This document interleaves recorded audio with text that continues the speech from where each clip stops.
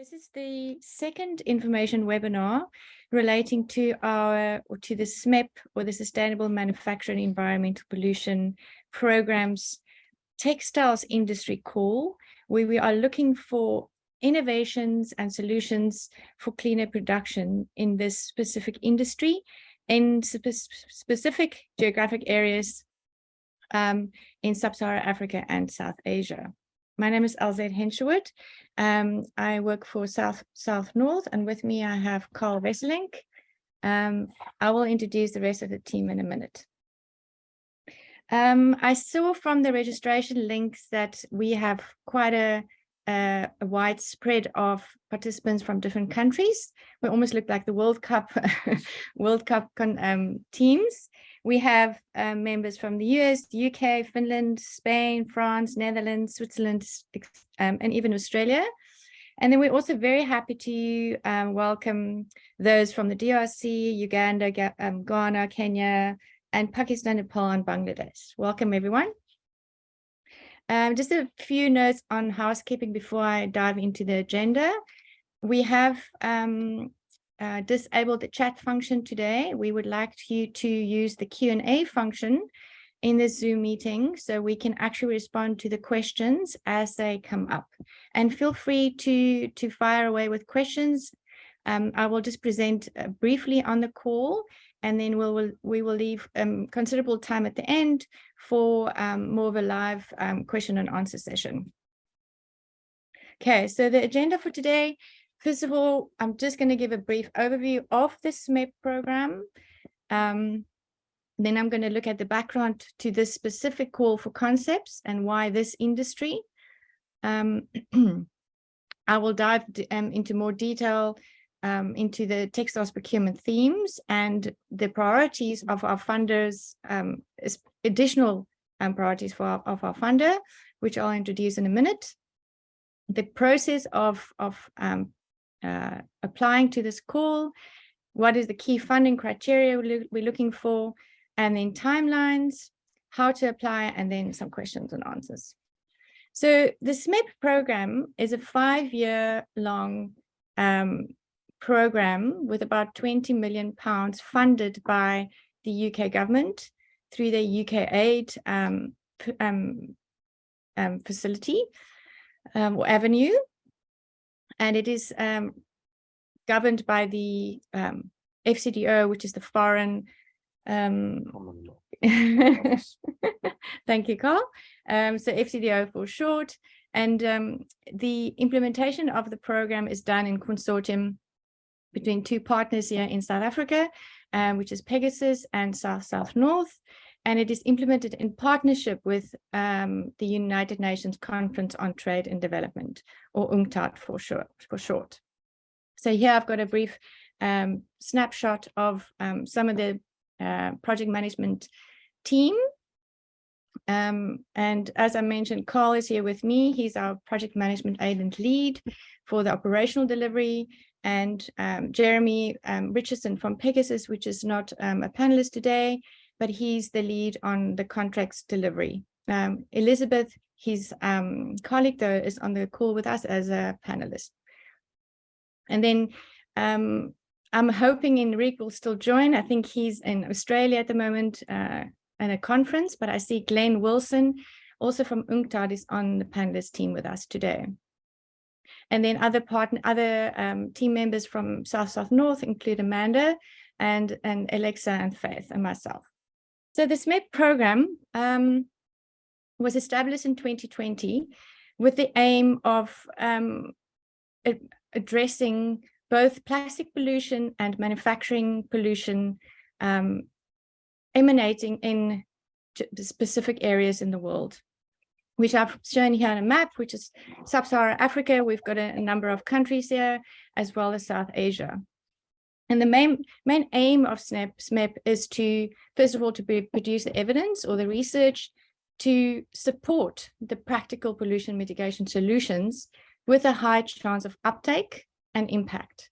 Because after all, we are in the business of scalability and trying to produce maximum impact with our projects. Then secondly, the objective is to develop and test these innovative technologically based solutions to improve the environmental impacts of manufacturing processes and to also address key challenges associated with plastic pollution. And thirdly is to identify and support suitable business models that can actually drive the adoption of these concepts or solutions.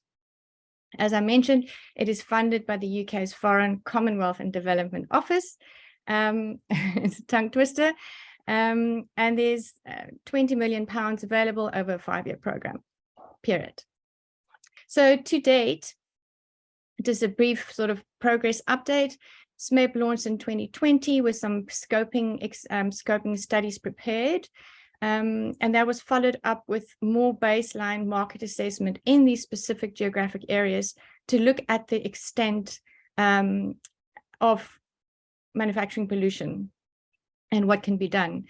After that sort of initial scoping exercise, the program designated 5 million to address plastic pollution in these areas, which we successfully procured 10 pilots or projects that began their work early this year.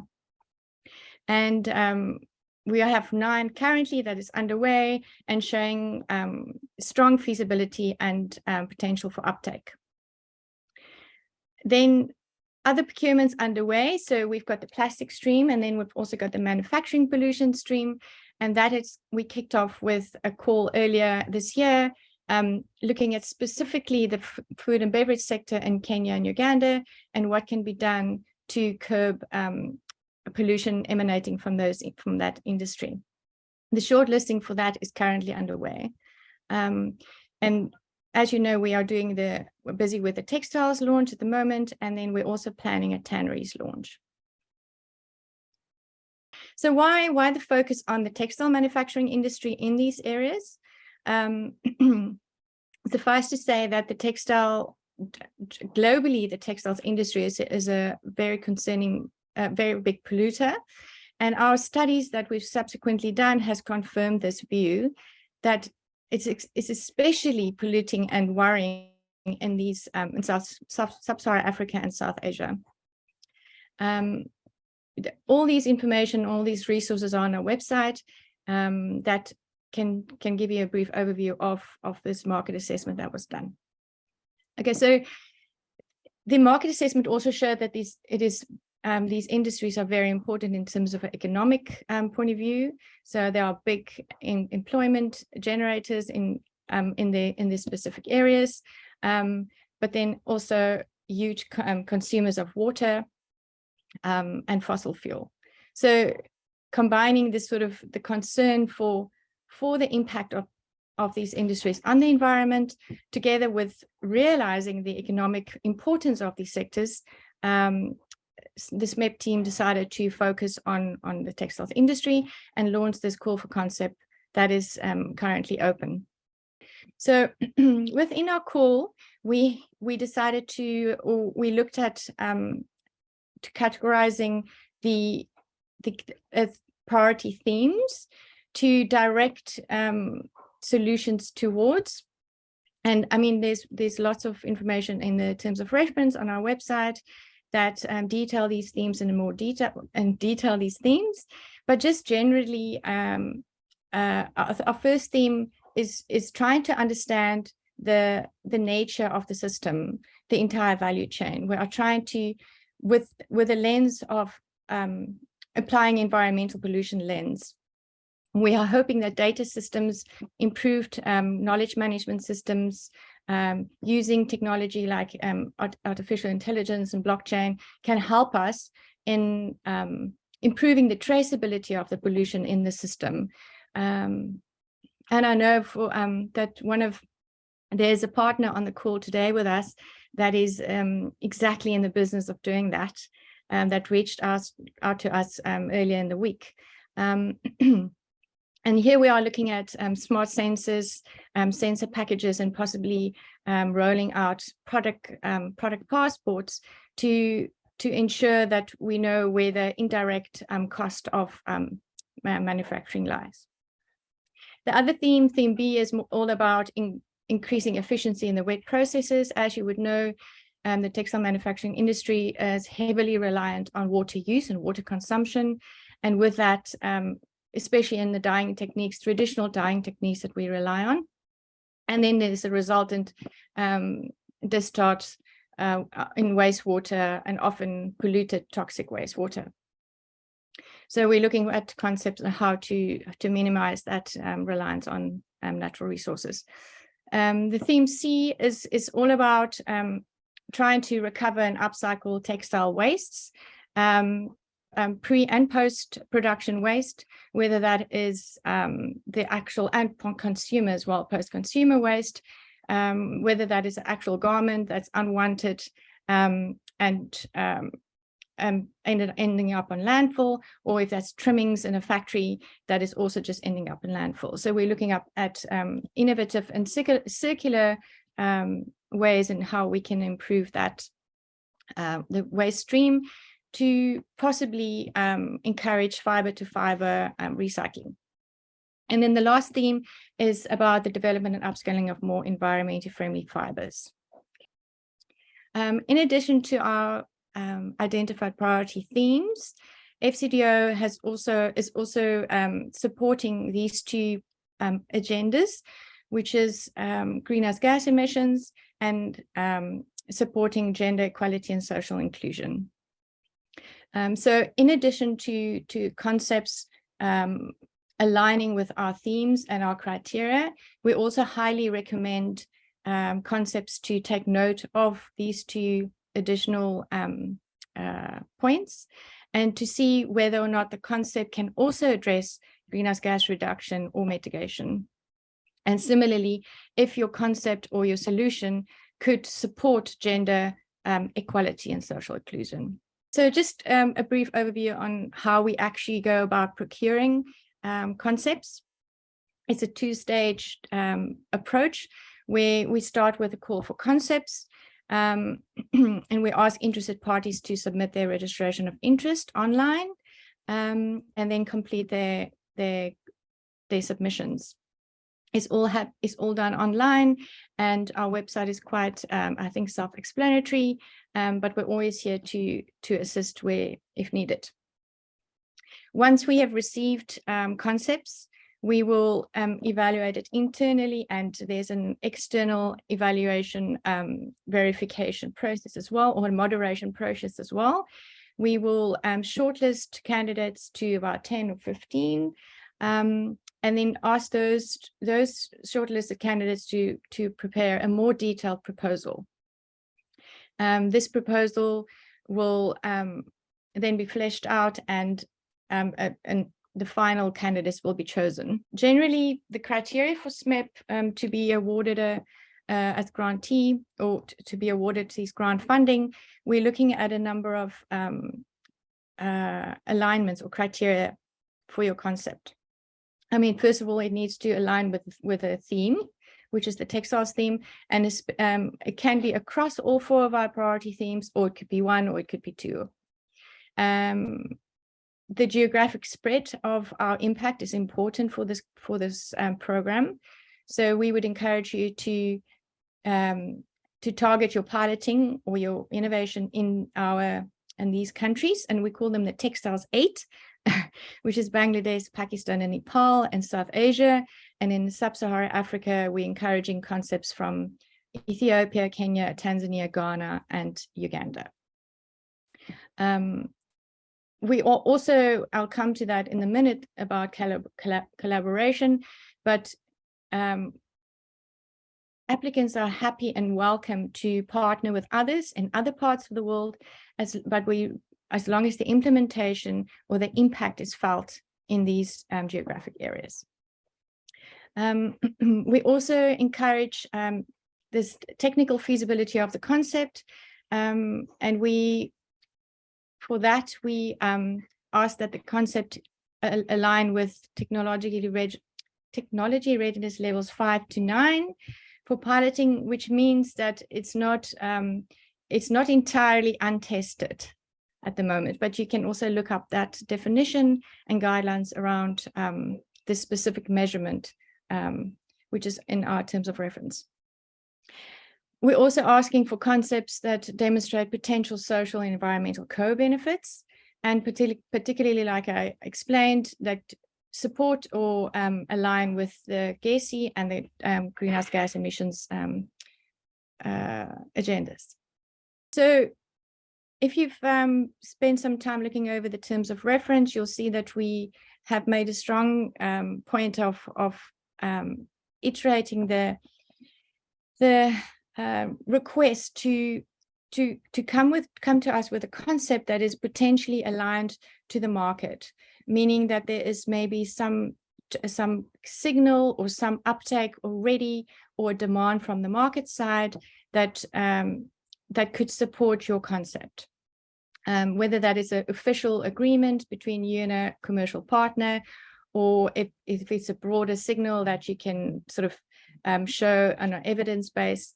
But yeah, so market aligned, and then also if we can collaborate with other partners in the value chain, that will strengthen your concept. We also welcome concepts that is got co-finance secured, whether that is in kind or formally in a formal manner. Then finally, the concepts with a viable business case will then be selected and will receive between 250,000 and £1 million each, with an implementation period of from 18 up to 32 months.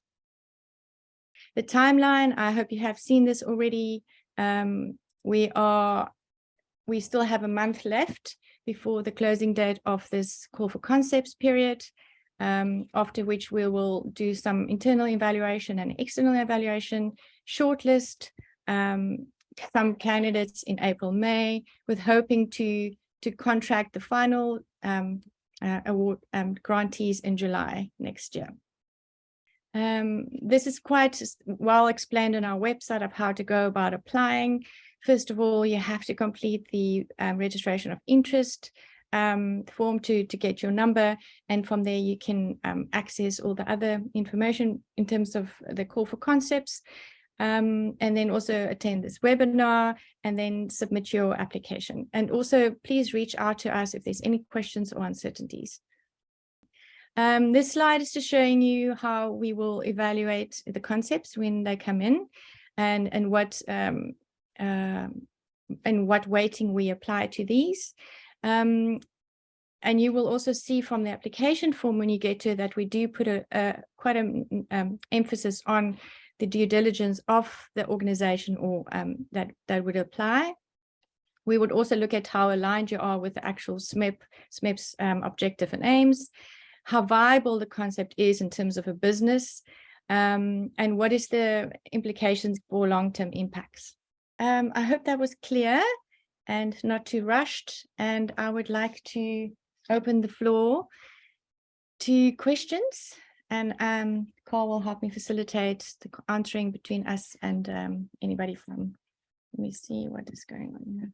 So can I just make 2 points, emphasize 2 points. The first one is that this is not development aid as usual. So the projects that we're funding are not necessarily, they could be, but they're certainly not targeting non-profits who want to do something nice in the sector, and then when funding stops, they will stop doing whatever it was that we were funding them to do. So please realize that this is supporting a commercially viable possibility. So we will fund innovation. We realize that banks will not fund that kind of innovation. Our funding might be de-risking. It might be de-risking your own investment or then some other investors who sees an opportunity. But the commercial viability ultimately is what we need to be sure of. And we will, as you saw, our criteria included that. So this is I don't know how many of you have been involved in the development aid industry. This is development aid with a purpose, and that purpose is commercial viability, along with all the other criteria and themes that we've set. The second thing is that we realize that pollution, particularly waterborne pollution and or innovation, doesn't necessarily have to happen in our countries to influence those countries. So you could be looking to do work in South Asia or Sub-Saharan Africa outside of our target countries, but with an argument that says, if we solve this problem in this particular textile manufacturer in, I'll pick my country, South Africa, for example, it would lead to an uptake and opportunities in our target countries. So if any concern about whether you qualify geographically, please engage with us and we can give you a heads up or give you a direction on that, so that we wouldn't want to exclude a fantastic idea that possibly you thought was geographically excluded. We're unlikely to fund piloting in Finland or anywhere outside, radically outside of our geographies, but within those two broad geographies, outside of the specific countries that we mentioned, there might be a very strong argument why our support is required and is valid, authorized. So there's a question about due diligence. So this is public funding, and we will do due diligence on the applicant. If the applicant is a brand new startup or hasn't received any or has no turnover to speak of in the past financial year or financial years, no audit track record, it's going to make it difficult for that applicant to achieve the level of due diligence that's required to receive other people's money. So there are two strategies here. One is engage with us so that we can reflect on exactly whether you're wasting your time, or whether there's a concession to be made and an argument to be made in favor of why you as a small startup or as a special purpose vehicle might be the right and appropriate lead applicant. The other strategy is that you could participate under the auspices of a lead applicant who does qualify with our criteria. So within your consortium, there may be an agency that is has the appropriate track record to provide the levels of due diligence that we think are sufficient to ensure that FCDO's funds are well managed and accounted for. A tanneries concept, or maybe a combined concept that meets our criteria, I would recommend that you apply for both. So you don't need to, if you're a tanneries, if your expertise is around tanneries and your concept involves the tanneries industry, there's no harm if you want to anticipate the future and submit that and then resubmit if you don't qualify. There is very broadly within FCDO, if any of you read the news or have been awake to the economic downturn in the UK, the impacts of Brexit, COVID, and the war in Ukraine, you'll be aware that there are constraints on development aid. So we're unlikely to be able to fund in the first financial year, so from July next year, at a rapid scale up. The chances are that your program over 2 or 3 years till probably 2026 or thereabouts is going to be programmed with a relatively low spend at the initial phase to kind of prove an idea, to finalize it, to test it at a kind of micro scale, and then to ramp up based upon your experience of that. So don't be shy to start slowly or to present a concept that ideally should start slowly and ramp up in subsequent years. Okay, there's a couple of questions around public or private sector, the type of applicant, whether a consortium must be not-for-profit or for-profit. So all of those are possible. There is Yeah. no one excluded. You could be a university, you could be a private sector company, you could be a non-profit. I think that, you know, our objectives is to ensure value for money.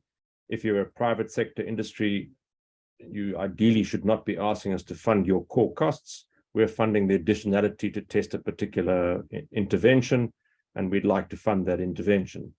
The fact that you've got a general manager who's going to be overseeing it and that you pay their salary, that would be seen in a positive light. So for those who've got skin in the game and want to use our money to de-risk a certain line of inquiry, that would be ideal. So do not be shy if you're a private sector of applying for these resources. Similarly, if you're a research institution or an NGO, we would not exclusively, but more than likely anticipate that you will be partnering with either an off-taker or with a manufacturing facility where they would be involved at the outset, because in order for this to become a business case that's practical and where the intervention is likely to see the light of day after our initial funding, and to continue to grow and to receive revenue and expand, it's unlikely that that's going to happen in the university environment on its own. Not that the university environment might not be important for some element of research or analysis, but on its own, it's unlikely to achieve the outcomes that we're looking to achieve. Okay. Okay, we can give Nan Castle the link to our webpage where we can find the exact criteria. We'll come back to that one. Contextual motivation for purpose of commercial due diligence. Okay, so yeah. Contextual motivation, I mean, it might be, for example, that you've got 3 partners. Let's say there's a very big university, there is a private sector manufacturer, call it, I don't know, whoever they are in the geography, and there's an off-taker who's a global retailer of clothing. And it might be so that they want to establish something with a new piece of IP, and they want to share the proceeds of that going forward, and they might want to set up a special doing that because their own not aligned with main core business. So that special purpose vehicle, although it's got no track record, has 3 institutions of extraordinary credibility and capacity to manage the funds. So we would not necessarily exclude a special purpose vehicle that might be backed by key players with the right kind of integrity and the right kind of capacity. It would be an odd why someone without it be viable.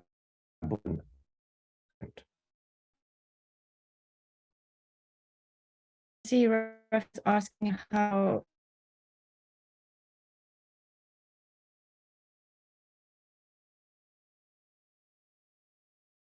but Rafaela, you can go to our voluntary collaboration tool on our website and submit your details for others to pick up on that and make a connection.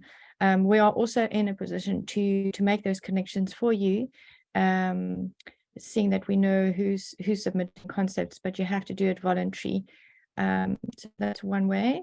The other possibility there is that, you know, you might think that you need a research partner, but you haven't yet found them, and the timeframes are such that whether the University of Dhaka or, you know, some other institution, and you're still exploring the options.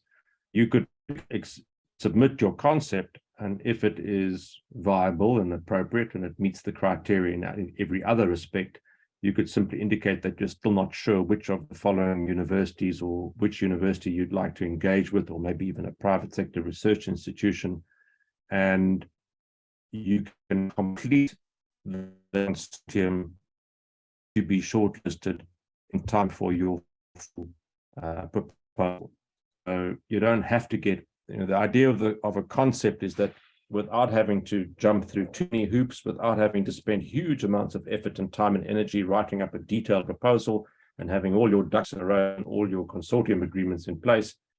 You can set a concept and indicate what your intention is and fulfill that intention should you be shortlisted prior to. So, Okay. Sandy, is it comes to here for a textile? So no, it could be a thinking that a particular, I don't know, idea that is unique and you're unrelated to the textile industry.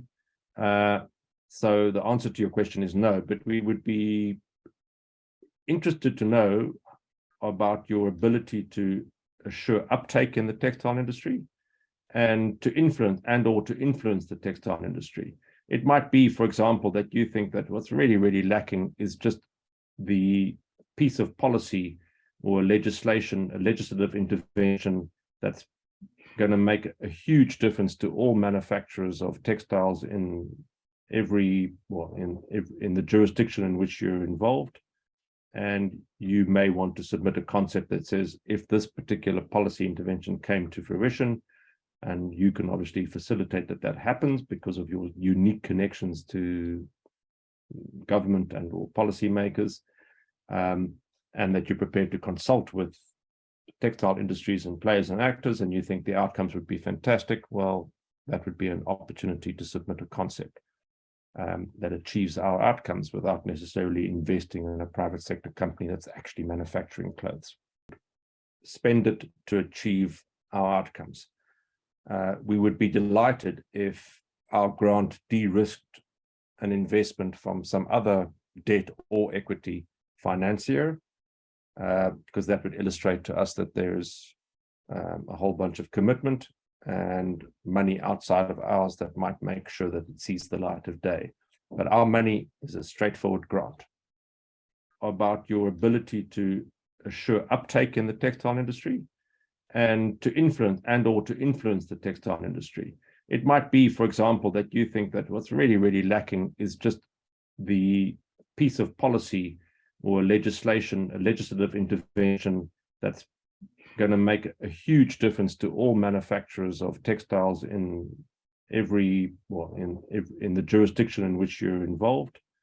And you may want to submit a concept that says, if this particular policy intervention came to fruition, and you can obviously facilitate that happens because of your unique connections to government and or policymakers, and that you're prepared to consult with textile industries and players and actors, and you think the outcomes would be fantastic, well, that would be an opportunity to submit a concept that achieves our outcomes without necessarily investing in a private sector company that's actually manufacturing clothes.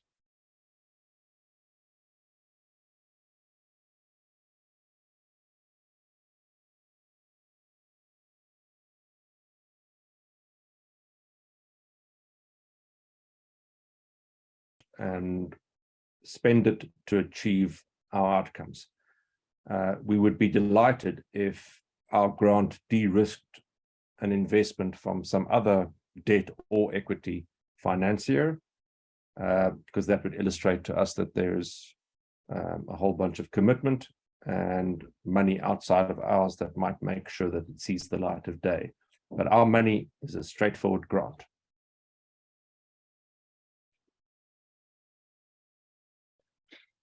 John has asked whether it's possible to send multiple applications proposals. So yes, in the concept phase, absolutely.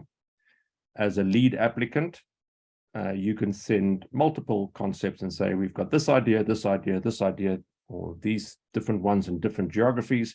We'll consider them all. However, we are very unlikely to contract ultimately more than one proposal to one applicant. So if you're the lead applicant and you get 3, it's unlikely that 3 of them will be shortlisted for full proposal.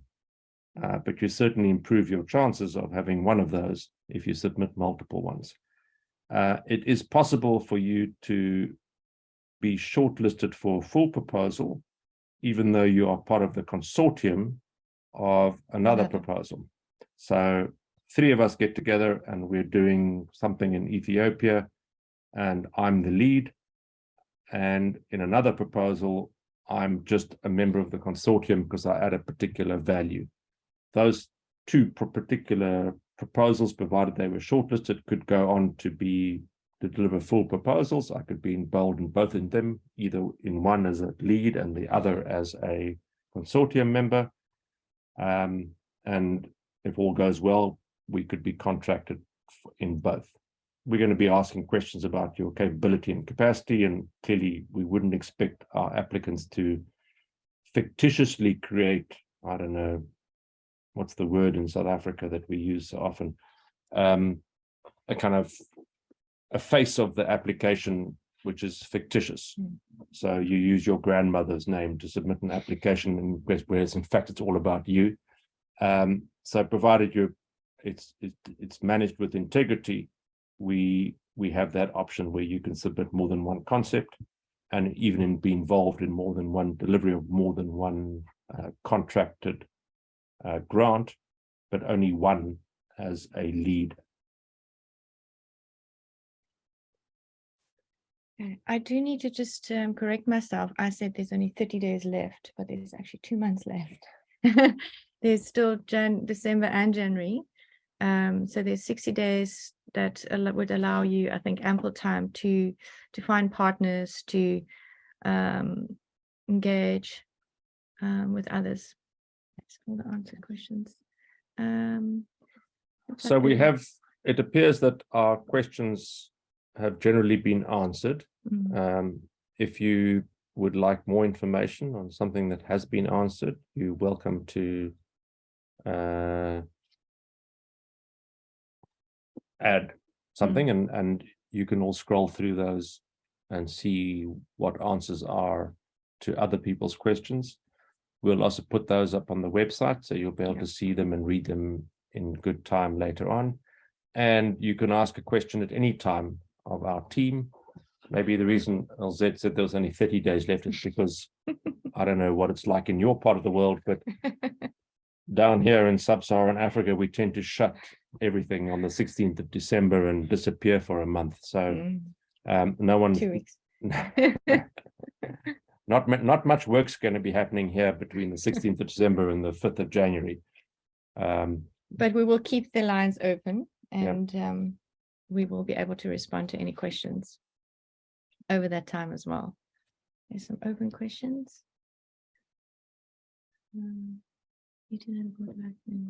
So Tariq has asked what the broader evaluation criteria and weightages are for the concept.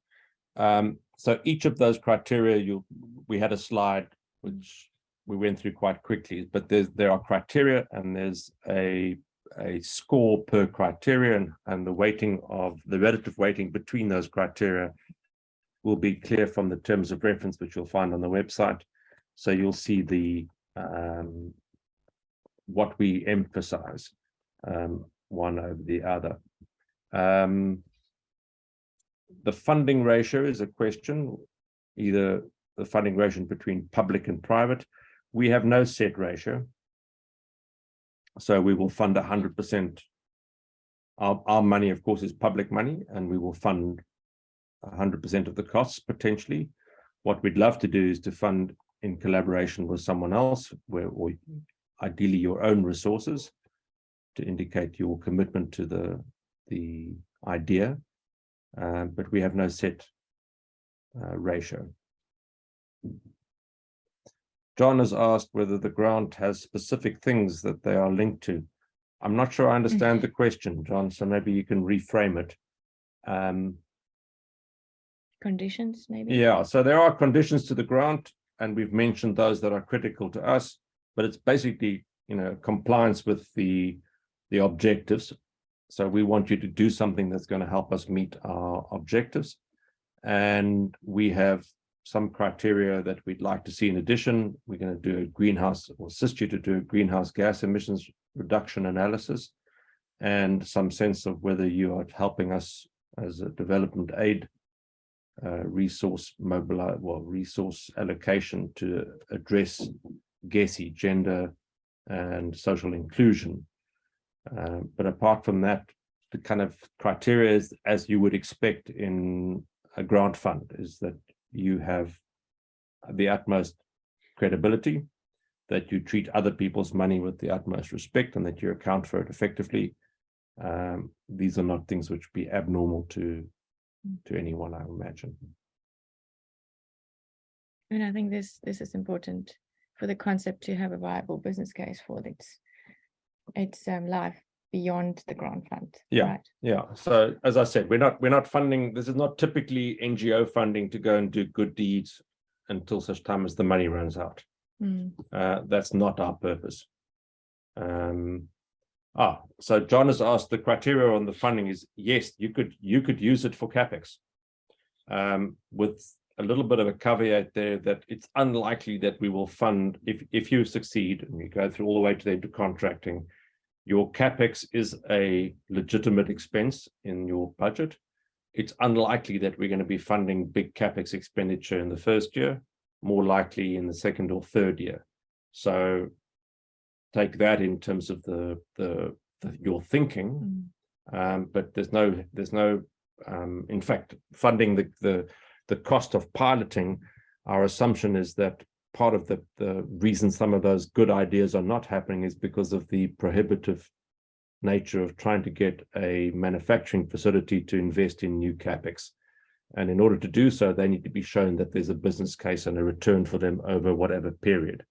And our objective is to say, well, let's illustrate how that could happen. So, and at a small scale, in a part of the factory, if we took over, I don't know, 1 or maybe as much as 10% of the dyeing operation with a new technique, showed how it worked, costed it properly, built the business case around why someone should now adapt 100% of their dyeing process from wet dyes to dry dyes or whatever the technology is, that's exactly what we would do. And that, of course, includes small amounts of CapEx.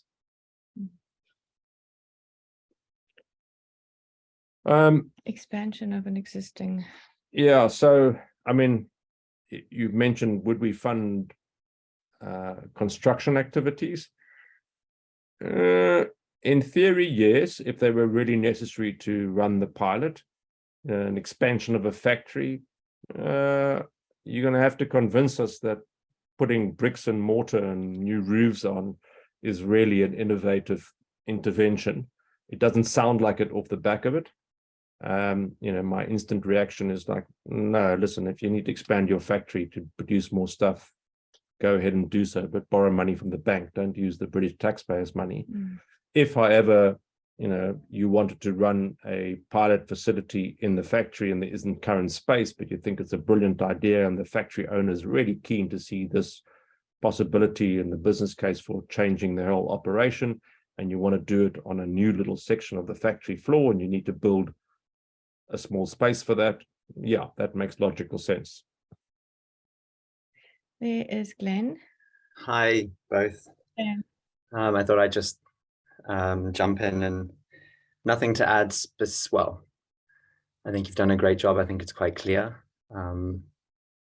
But just to point out that something that we've had from former calls for proposals has been a lack of gender equality and social inclusion, and just some emphasis on that. So I think that's something that we'd like to see that you've been thinking about when you apply, and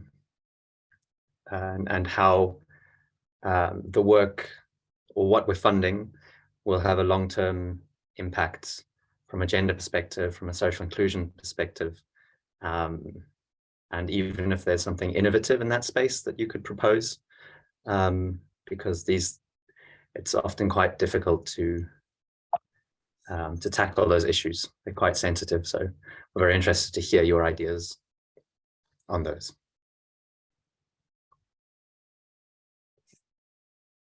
Thank you, Glenn. We've got a new question.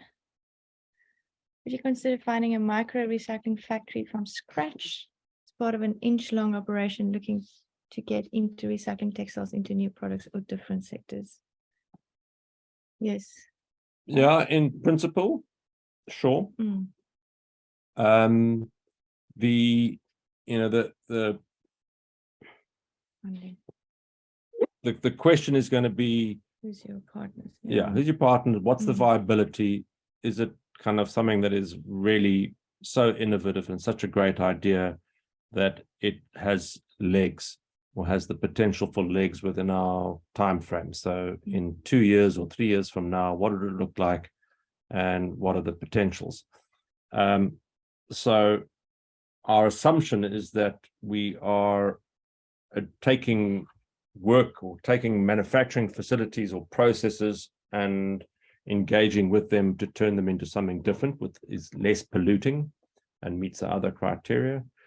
But of course, there is a whole bunch of new and innovative stuff. So, you know, textiles from, we've got one criteria around textiles from new materials other than cotton, other than nylons and other things.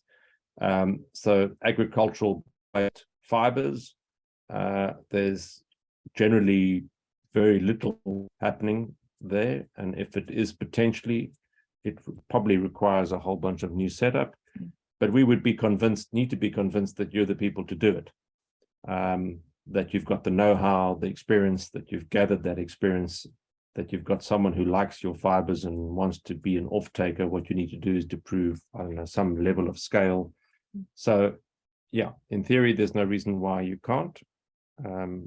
But you're going to have to stand toe-to-toe with others in terms of the viability of your thing. I mean, I should mention that the resources here from FCDO come from their research and evidence division. But this is a lot more than just plain research. You know, generally, you know, if we were funding research, we would be making a call for proposals for research. And generally universities would be engaged and the private sector wouldn't. And the theory would be that the university would go and research some stuff in a laboratory, and then try and, at some point in the future, open up the possibility for that to be applied in a real world context. We want you to anticipate the real world context of what you do, so that you can already have those partners in play, so that there's a larger potential or an increased potential for the uptake of that, should it prove to be an effective technology. Enrique, you've got your hand up. I'm not sure whether you can speak. I don't know whether, there we go. Yes, thank you, Carl, Elzette. So I think you presented flawlessly the procurement track of SMEP. I just wanted to add a further point that the UN will be in parallel doing some work on the textile front, especially on the connections between what the projects are researching or what they are bringing to the markets, structuring dialogues with the governments, with local research capacity providers. So we'll be trying to, in parallel to the projects, to launch capacity building and training activities, you know, on top of each other. So we are trying to monitor where the projects go, so that we launch those activities at the same time. But that's one important difference. The UN track of work will have to be a sectoral type of work. It cannot be with a single company or a single industry, but it has to be of benefit to the entire country or to the entire sector within the country or within the region. Thank you. And that also, I mean, leading on from that is that, you know, the innovation that is made here is made in the public interest. So we need to be aware that the work that arises from this, or the innovation that arises from this, ideally should be shared so that it can become the norm. So I'm not suggesting that there's not a commercial angle within the sharer, and there's a commercial motivation. We anticipate that, but we want to be funding, I don't know, something that works for a particular manufacturer, but it's never going to be applied elsewhere. It's never going to see scale. Tariq, your question about, I understand this as, yes, you need to meet our criteria, but we're also, I mean, the money that we spend is from development aid. So co-benefits about job creation, about women's employment, about skills generation, around the economic development, health, etc. These are all important criteria, and they are all welcomed, and in fact might elevate your project to the top of the pile, provided, of course, that you've met the main objective, which is pollution from manufacturing.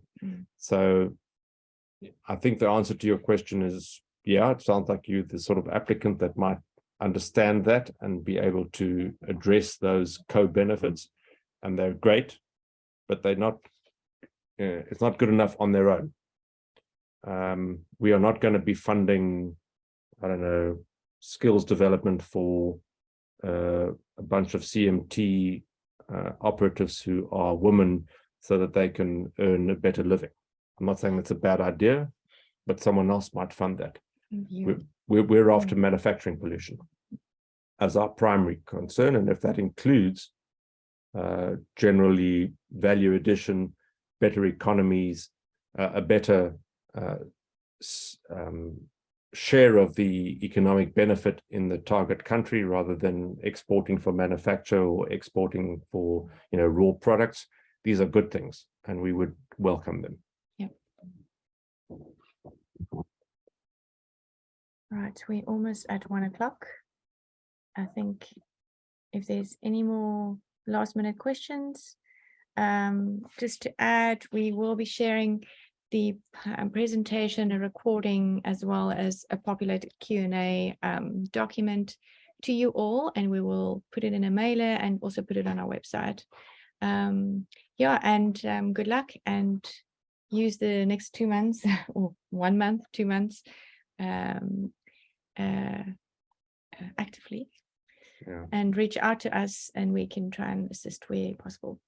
Yeah, we're happy to give guidance. Yeah. And particularly if you're worried that, am I wasting my time because I'm based in Finland and I want to pilot in Sweden, you know, pose the question to us and we can say, well, definitely not in that case, but, you know, in other instances, it might be viable.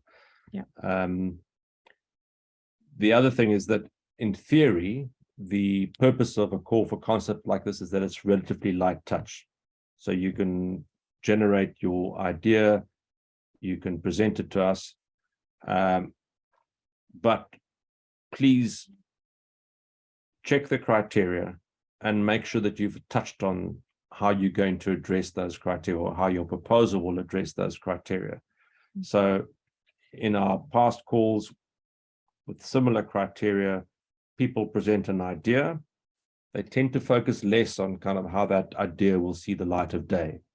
Now we realize that that's part of why our funding is useful, and to get that idea to the factory floor, but you need to contemplate the investment or the business case, and how that's going to be achieved.